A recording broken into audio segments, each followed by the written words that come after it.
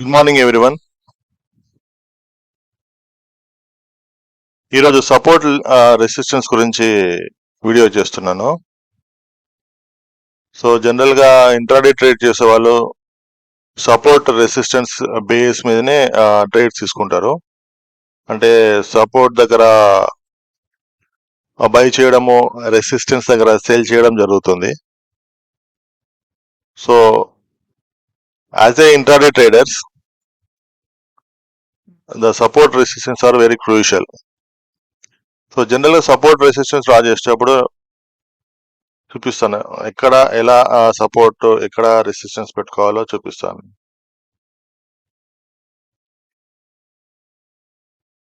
General ఒక 1 month chart తీసుకోవడం best. So time frame 5 minutes or 10 minutes పెట్టుకోవాలి.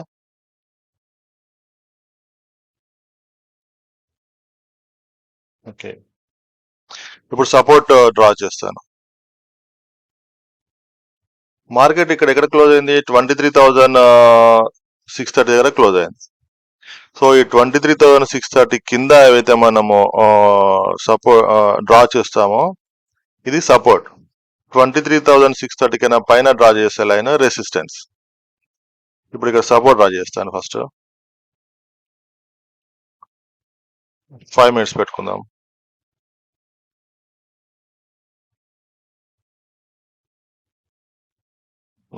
One month chart తీసుకున్నాను.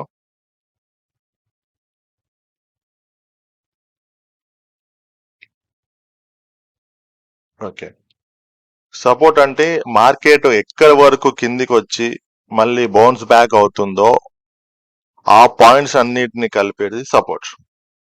For example ఇక్కడ వరకు వచ్చి మార్కెట్ బౌన్స్ అయింది, ఇక్కడ వరకు వచ్చి మార్కెట్ బౌన్స్ అయింది, ఇక్కడ వరకు వచ్చి మార్కెట్ బౌన్స్ అయింది, ఇక్కడ వరకు మార్కెట్ కిందికి వచ్చి మళ్ళీ బౌన్స్ అయింది. సో ఈ పాయింట్స్ అన్నిటిని కలిపేది సపోర్ట్.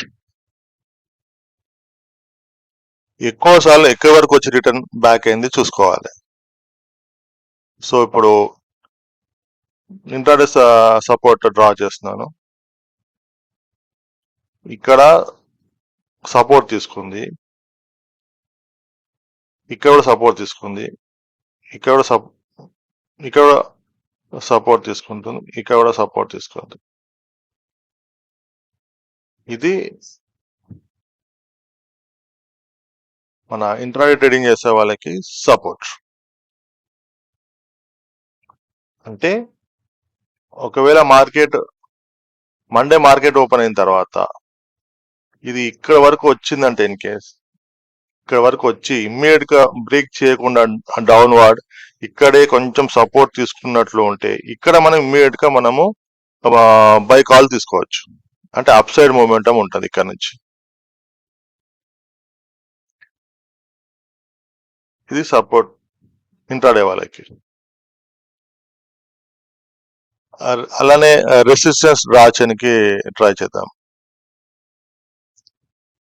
ఇక్కడ రెసిస్టెన్స్ తీసుకొని కిందికి వచ్చింది, ఇక్కడ కూడా రెసిస్టెన్స్ తీసుకొని కిందికి వచ్చింది, ఇక్కడ కూడా రెసిస్టెన్స్ తీసుకొని కిందికి వచ్చింది, ఇక్కడ రెసిస్టెన్స్ తీసుకొని కిందికి వచ్చింది, ఇక్కడ రెసిస్టెన్స్ తీసుకొని కిందికి వచ్చింది. సో ఈ పాయింట్స్ అన్నిటిని కలిపితే ఇదే రెసిస్టెన్స్ మనకి.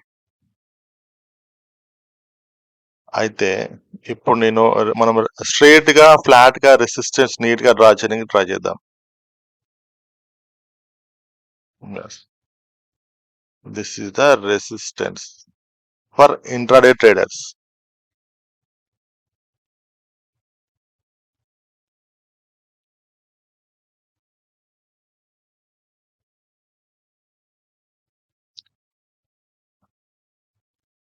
Okay, so market 23,630 నిఫ్టీ 23,630 దగ్గర క్లోజ్ అయింది. సో మండే ఇన్ కేస్ ఒకవేళ ఇది ఫ్లాట్ కానీ స్లైట్లీ అప్వర్డ్ కానీ మూమెంటం ఇచ్చి ఓపెన్ అయ్యి పైకి వెళ్ళింది అనుకో, ఇక్కడ వరకు వచ్చి ఇక్కడ ఇమ్మీడియట్ గా బుల్లిష్ క్యాండిల్ ఫామ్ అయ్యి ఇది స్పీడ్ గా బ్రేక్ చేస్తే చెప్పలేం. కానీ ఒకవేళ ఇక్కడే కొంచెం రెసిస్టెన్స్ తీసుకుంటే మనం ఇక్కడ సెల్ చేయవచ్చు. సో ఇక్కడ నుంచి మళ్ళీ డౌన్వర్డ్ వెళ్ళే ప్రాబబిలిటీ ఎక్కువ ఉంటుంది.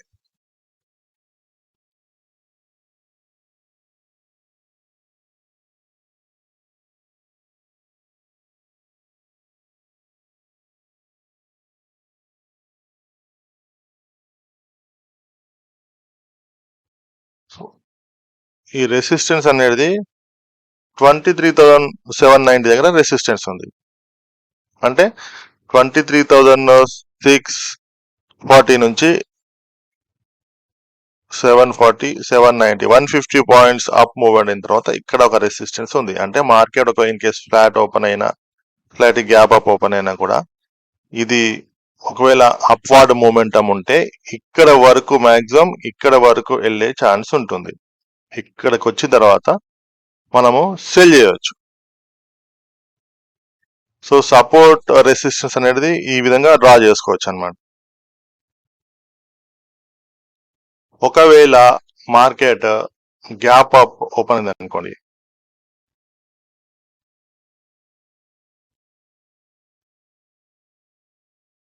ఒకవేళ మార్కెట్ వచ్చేసి ఇన్ కేస్ 23,600 దగ్గర కాకుండా ఒక 100-200 పాయింట్స్ పైన గ్యాప్ అప్ ఓపెన్ అయితే ఇక్కడ ఓపెన్ అప్ అయింది అనుకోండి, అప్పుడు మన సపోర్ట్ లెవెల్స్ ఎట్లా డ్రా చేసుకోవాలంటే అప్పుడు ఈ ఇంత ముందుకు రెసిస్టెన్స్ ఉండే కదా ఇక్కడ, ఈ రెసిస్టెన్స్ దీని సపోర్ట్ అయిపోతుంది. ఇది ఈ రెసిస్టెన్సే ఇప్పుడు దీని సపోర్ట్ అయిపోతుంది. అప్పుడు దీనికి రెసిస్టెన్స్ ఎక్కడ అంటే నెక్స్ట్ దీని పైన మళ్ళీ ఎక్కడ మార్కెట్ రివర్సల్ అయింది, అది దీని రెసిస్టెన్స్ అవుతుంది.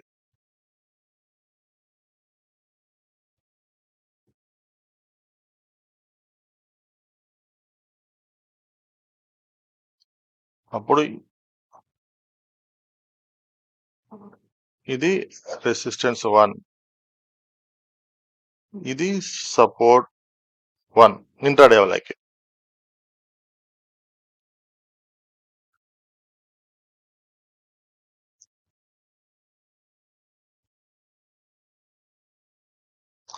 అలానే బ్యాంక్ నిఫ్టీలో కూడా చూద్దాం, సపోర్ట్ లెవెల్స్ డ్రా చేసి చూద్దాం. క్లోజ్ అయింది. ఇక్కడ దీనికి సపోర్ట్ వచ్చేసి ఇక్కడ నుంచి రివర్స్ అయిపోయింది, ఇక్కడ నుంచి కొంచెం సపోర్ట్ తీసుకుంది, ఇక్కడ నుంచి రివర్స్ అయిపోయింది. సో ఈ పాయింట్స్ అన్నిటి కలిపితే ఇది సపోర్ట్. సో ఎగ్జాక్ట్ సపోర్ట్ ఎక్కడో ఇప్పుడు డ్రా చేసుకుందాం.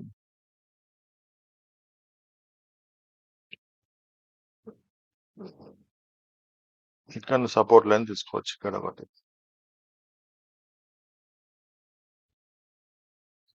అంటే 56,800 దగ్గర క్లోజ్ అయింది బ్యాంక్ నిఫ్టీ. దీని ఇమీడియట్ సపోర్ట్ వచ్చేసి సపోర్ట్ 1 వచ్చేసి 55,500 దగ్గర సపోర్ట్ ఉంది.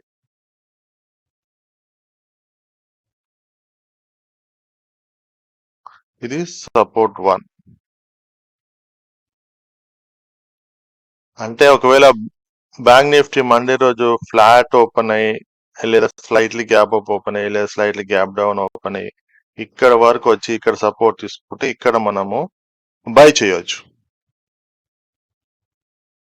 సో ఎక్కడ బై చేయాలి, ఇన్ కేస్ బై చేయాలనుకుంటే ఎక్కడ బై చేయాలంటే ఈ సపోర్ట్ లెవెల్ దగ్గర బై చేయాలి. ఒకవేళ ఇది హ్యూజ్ గ్యాప్ డౌన్ ఇక్కడ ఉంటుంది అనుకోండి, సో దీని కింద సపోర్ట్ లెవెల్ ఎక్కడంటే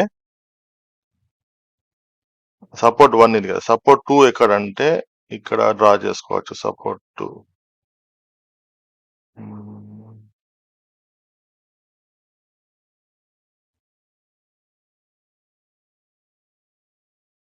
యా, ఇక్కడ సపోర్ట్ 2 డ్రా చేసుకోవచ్చు. ఇది సపోర్ట్ 2. అంటే మార్కెట్ ఒకవేళ గ్యాప్ డౌన్ ఓపెన్ అయ్యి ఇక్కడ 55,000 దగ్గర ఓపెన్ అయితే దీనికి సపోర్ట్ వచ్చేసి 53,985. అంటే మార్కెట్ ఇక్కడ డౌన్ ఫాల్ అయ్యి ఇక్కడ వరకు వచ్చిందంటే, ఇక్కడ వరకు వచ్చి ఇక్కడ సపోర్ట్ తీసుకుందంటే ఇక్కడ మనము బై చేయొచ్చు. సపోర్ట్ 2 ఇది. దీనికి రెసిస్టెన్స్ 1, రెసిస్టెన్స్ 2 డ్రా చేయడానికి ప్రయత్నిద్దాం. మార్కెట్ ఇక్కడ నుంచి పైకి వెళ్తే ఎక్కడ వరకు రెసిస్టెన్స్ ఉంటుంది. సో బ్యాంక్ నిఫ్టీ కూడా ఆల్మోస్ట్ హైలోనే ఉంది, 1 మంత్ హైలోనే ఉంది. దీనికి ఇక్కడ ఒక రెసిస్టెన్స్ డ్రా చేసుకోవచ్చు, ఎందుకంటే లాస్ట్ టైం ఇక్కడ నుంచి మార్కెట్ రివర్స్ అయింది కాబట్టి ఇక్కడ ఇది మనము ఒక రెసిస్టెన్స్ గా డ్రా చేసుకోవచ్చు. నేను రెసిస్టెన్స్ రెడ్ కలర్ లో పెట్టుకుంటాను, సపోర్ట్ బ్లూ కలర్ లో పెట్టుకుంటాను. ఇది రెసిస్టెన్స్ 1. అంటే మార్కెట్ 56,800 దగ్గర ఇది క్లోజ్ అయింది కదా ఫ్రైడే రోజు. మండే రోజు ఇన్ కేస్ ఫ్లాట్ ఓపెన్ అయ్యి స్లైట్లీ గ్యాప్ అప్ ఓపెన్ అయ్యి ఇది ఇలా పైకి వెళ్ళి ఇక్కడ వరకు వెళ్ళిందంటే, ఇక్కడ కొంచెం హోల్డ్ అయిందంటే మార్కెట్, ఇక్కడ మనము బ్యాంక్ నిఫ్టీని సెల్ చేయొచ్చు. సో ఎక్కడైతే బై చేస్తామో సపోర్ట్, ఎక్కడైతే సెల్ చేస్తామో అది రెసిస్టెన్స్. ఇప్పుడు ఇన్ కేస్ బ్యాంక్ నిఫ్టీ కూడా హ్యూజ్ గ్యాప్ అప్ ఓపెన్ అయ్యి ఇక్కడ ఉందనుకోండి, అప్పుడు నెక్స్ట్ ఇమీడియట్ రెసిస్టెన్స్ ఎక్కడ?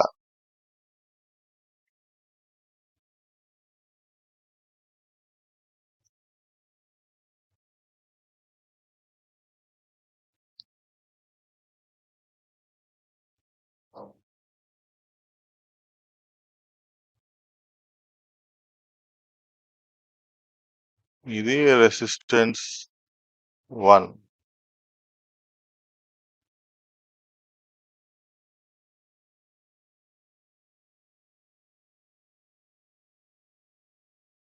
ఇది రెసిస్టెన్స్ 1. ఇప్పుడు రెసిస్టెన్స్ 2 ఇక్కడ డ్రా చేసుకోవచ్చు.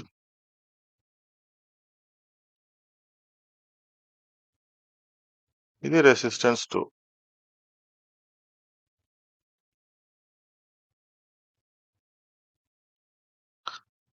ఒకవేళ మార్కెట్ గ్యాప్ అప్ ఓపెన్ అయ్యి ఇక్కడ ఓపెన్ అయ్యి ఇలా పైకి వెళ్తుందంటే, ఇక్కడ వరకు వచ్చి హోల్డ్ అయిందంటే ఇక్కడ మనము సెల్ చేయొచ్చు బ్యాంక్ నిఫ్టీని.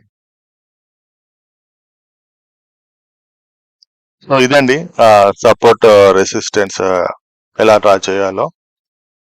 సో డిసిప్లిన్ గా ట్రేడింగ్ చేయాలి, స్టాప్ లాస్ ఖచ్చితంగా పెట్టుకోవాలి, ఎమోషన్స్ పక్కన పెట్టుకొని ఒక రూల్ బేస్డ్ ట్రేడింగ్ చేయాలి, ముఖ్యంగా ఇంట్రాడేలో.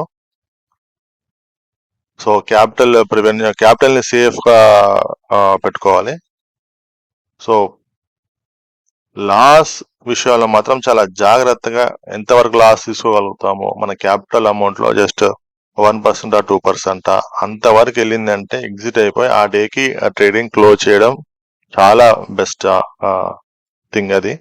సో ప్రాఫిట్ అనేది అత్యాశకు పోకుండా ఒక 2 or 3% ప్రాఫిట్ చూసుకొని క్యాపిటల్, అంటే మనము 40-30 పాయింట్స్ లాస్ తీసుకుంటే ఒక 50-60 పాయింట్స్ ప్రాఫిట్ వరకు చూసుకొని ఆ ట్రేడ్ ఎగ్జిట్ అయిపోవడం best. In case daily full time intraday trading చేయాలంటే మాత్రము మాక్సిమం 2-3 ట్రేడ్స్ కన్నా ఎక్కువ చేయొద్దు.